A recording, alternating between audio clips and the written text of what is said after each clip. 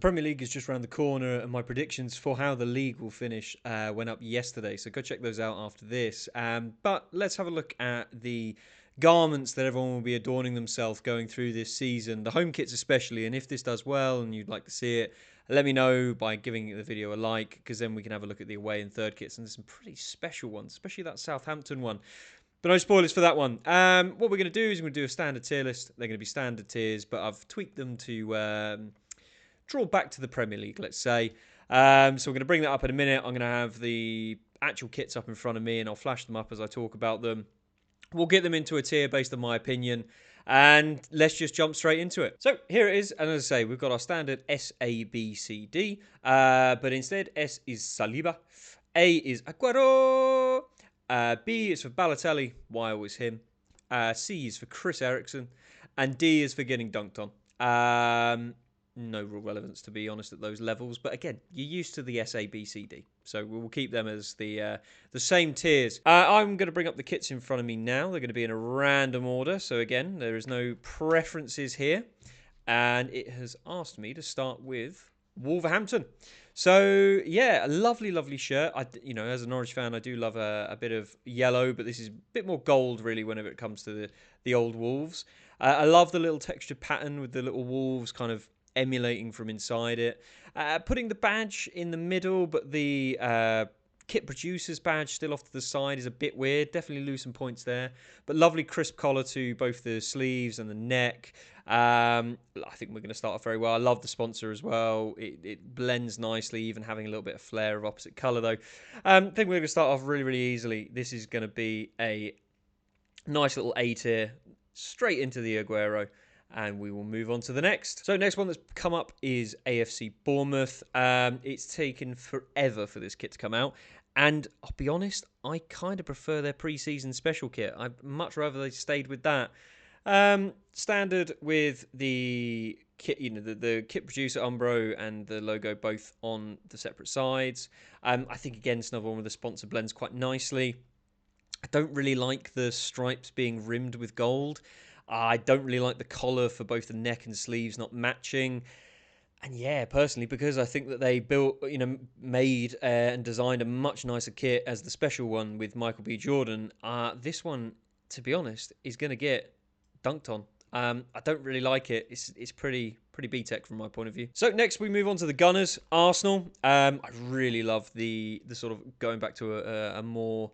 It's really old school, but more of a very... It has a retro vibe to it, but very much a minimalistic vibe with the badge. I think it looks really, really nicely. The sort of swoops down the side. The colours work really nice. It's just a lovely kit. Maybe it'll be a Champions kit. You'll have to go and check the other video for that. But yeah, really, really nicely done.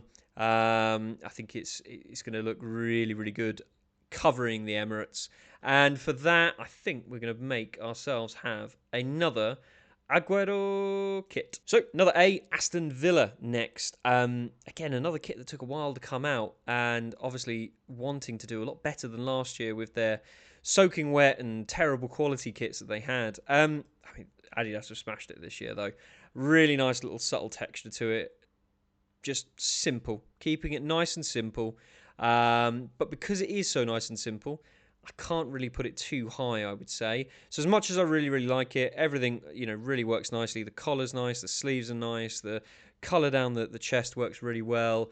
Personally, for me, it is just going to go into a Balotelli, why always him. So, move on to Brentford. I had this in my championship kits video where Brentford have joined Luton, or vice versa actually, because Luton were second to announce it. Brentford have gone the option of keeping the same home kit as last year, and I think that's really amicable. It's good for the fans, good for their back pockets, good for the environment, and it was a nice kit, so I can't really blame them. I do hate the sponsor. I think it just wouldn't fit on anyone's kit very well. Maybe if the big star in the middle wasn't there, that would make it a little bit better. But it is a pretty average kit. I think it gains a little bit of a bonus from me because they're trying to do something nice for the fans and the environment. But I would say, all said and done, it's a pretty middle of the road Chris Eriksen kit. But yeah, fair play to Brentford. So next one that's come up is Brighton, and I really love this kit. There's a few teams that have done a few too many stripes this year, trying to do stripes in stripes in stripes, but I think they've done it really well. Having the subtle grey and the subtle blue, just to really pop these, white and blue stripes. The collar's nice, again, matching very cleanly. The lily yellow underside that always tells you that it's the seagulls with the beak almost sitting under the wings of their players. I think it just looks really, really clean, really beautiful. And for me, because of that, this is the first S-tier Saliba kit that we are going to have in the Premier League. So we move on to a swimming pool. Oh no, that's Chelsea's kit, sorry. It's also been described as a bus seat, and I can understand that. Hopefully their team and their play won't be as dusty as most bus seats are. It's an interesting one. Having the holographic badge on it as well just kind of makes this weird swooping pattern even worse. I know that they had talked about comparing it to the Thames. The Thames is dirtier than this, so I don't really think that was the good way to go. There's nothing really that I like about this kit, to be honest, and I'm usually a fan of blue kits that are a little bit out there. For me, it's an absolute horror show. Hopefully Chelsea won't be a horror show this year with a new manager and a 50-man squad, but they are getting dunked on when it comes to, ironically, their pool of a kit. So Crystal Palace, one that has splitted all fans' opinions, but I am very much in the I love this shirt. It is very jazzy, but I love jazz. Love the Eagles all over this. I love the sort of broken up stripes that are happening. I think it's bold. I think the Eagles will be bold this year. And I think anything, that is named after a Crystal Palace should be absolutely out there. So yeah, while it has very much split fans' opinion, this is very much up there for me, and I'm going to put it in A tier alongside Arsenal and Wolves. So moving on to Everton, a team that are Route 1, 4-4-2, very British football, and their shirt speaks that for volumes. It is very plain style, very simple. It's your fish and chips at a weekend. Castell have done a nice job to make a simple kit with a little bit of jazz around the neckline. The stake logo actually works quite nicely. Don't really get what the dots are down the side. I assume that's probably a really new way to do breathable material. And the little sort of subtle pattern that you can see quite easily here, but will just about see away from further away is nice. But again, it's nothing really special. And because of that, I think it's going to be another Chris Eriksen standard kit. There we go. So, motoring through these, and whether you're agreeing with my options or not, let me know in the comments. And if enjoying the video, please do, of course, give it a like. Now, next one that's thrown up is Fulham. Always do some nice white kits, Fulham do. A bit confused by the very thick stripes on the shoulder. It looks horrendous while hung up here. It does look better on the field, having seen some of the shots from pre-season. But it's a bold choice to go for something so dominant on the shoulders. The massive logo on that left wing, I really hate that as well. While the sponsorship in the middle is actually quite nice. The red flares down the bottom, again, works better when it's not hung up, when it's on a player and they're a bit more around their side. It's a nice kit. I just can't take my eyes away from the left wing. It really is quite a horror show there. So for me, I would put this getting knocked down into a Chris Eriksen spot. And it's that big, bold red sponsor that just kills it for me. So, we've had Ipswich thrown up in front of us, and literally thrown up in front of us. Look, I'll try and not be biased as a Norwich fan, but it's going to be similar to what I've said about a couple of kits now. It's a nice kit. There's nothing wrong with it. I don't get why Umbro have put the weird red inside their logo. That's obviously not there, but I'm sure there's a reason. Obviously sponsored by a ginger singer who made his fame at Norwich train station, but enough said about that. Really nice collars. I like that. Weird to do the sort of white outlining of the badge. Don't understand why that happened. But it's not crazy bold. For me, I'm not going to put it on dunked on just because I'm a Norwich fan. but I don't think it goes much higher than being another Chris Eriksen. So another promoted club, and we land on Leicester, another club with a betting company trying to be squeezed onto the front of the shirt, but again done nicely in this way. I prefer that the big B with the Pac-Man in it was gone, but the rest of it is the words beneath it are quite nice. Nice stripes on the shoulder, and the little gold rim to the neck is a nice little homage to winning the championship last year. It's a really lovely little kit. But again, it's just nothing crazy. It's a Leicester kit that you'll see time in, time out. And so for me personally, I think as much as we're starting to rack them up, it's another Chris Eriksen. And now we come to one that I've seen ranked quite highly, Liverpool. I don't get why it's ranked quite highly. I think it looks horrendous. I've always hated these collars where they stop like on your Adam's apple almost instead of coming round to the actual neckline. So hate that. Hate the pattern. Doesn't make any sense to me. Weird little thin lines of yellow within bright red shirt. Doesn't really work. The sleeve collars are nice. The logo works well. Standard Chartered has worked well on a Liverpool shirt for a while now. And I do like the Liverpool badge and the Nike logo, of course. But everything else is absolutely horrendous. For me, this is another very clear dunked on, even though a lot of people do love it. Another one that people have sung the praises of, and I don't quite get it. Man City shirt, and potentially a Champions shirt this year. The thing that does my head in is the collar and the sleeves. I get that it's obviously an homage to some of their history, what they have of it anyway.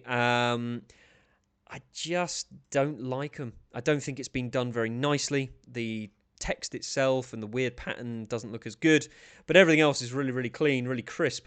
If that had been maintained, it would definitely be up in probably Aguero or Saliba.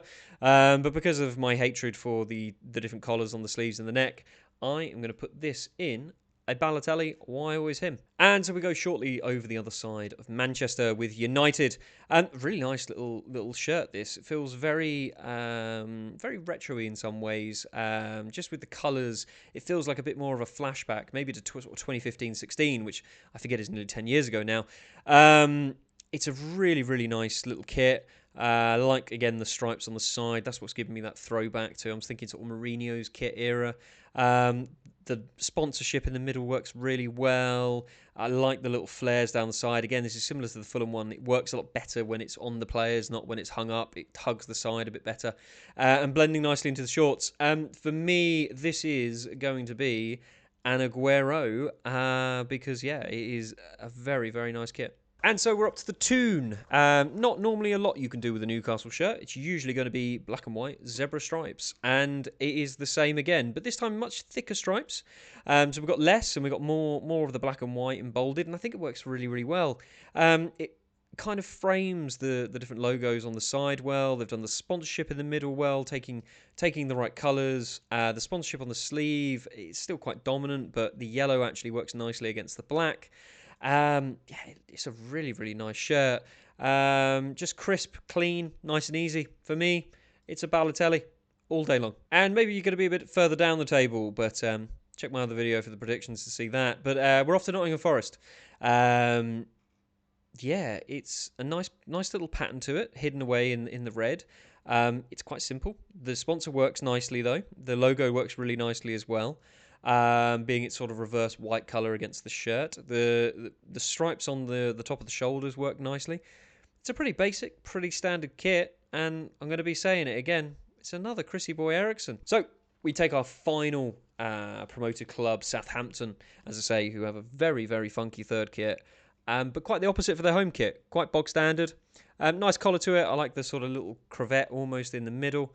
The sponsor works quite nicely. I just hate the yellow and the black bolding. It'd be nice to get rid of all that black and just let the sponsorship run across the shirt. But of course, you kind of have to black it out a little bit with the white stripes. I like the little tuck in at the bottom of the shirt. That's quite nice. And then the sleeves matching across the collar, and the sleeves is nice. For me, I don't believe we're saying it again, but I think we have to. It's very bog standard Southampton, and because of that, I'm going to put another one in the Chris Eriksen slot. So, penultimate kit, and we're here with Tottenham. I really do like this kit, apart from one thing, and that's the sleeves. The collar around the neck is very nice. The sort of white bibbed shape with the nice sleeves and that sort of dark blue navy running down the sides as well. It's really nice. AIA has worked well with these sort of white Tottenham kits for a long time now, but these sleeves not just having those weird sort of pajama-y stripes and not going all the way around. I can't really get my head around that. So it would have been a Saliba, but actually I'm going to put it into an Aguero. And here we have it, our final Blowing Bubbles kit. And of course, that means it's West Ham. I love this kit. Very retro style, very simple mystique with the logo. The Betway works really nicely on there, again, just being in plain white. The collars with these stripes work a lot better when it matches the collar on the neck. Beautiful colours. Really, really love the blue that they've chosen this year. For me, it's simple. We're going to finish off lovely with a really top level Saliba. And that's it. That's my tier list. Have a little look, see what you think. Let me know in the comments what ones you agree with and what ones you would change. We've got some very nice kits out there. And as I say, I'm looking forward to the Premier League. My predictions will be up on Thursday for the opening day. So do drop me a subscription so that you can see that and let me know what you think of my predictions. And I will see you in the next one.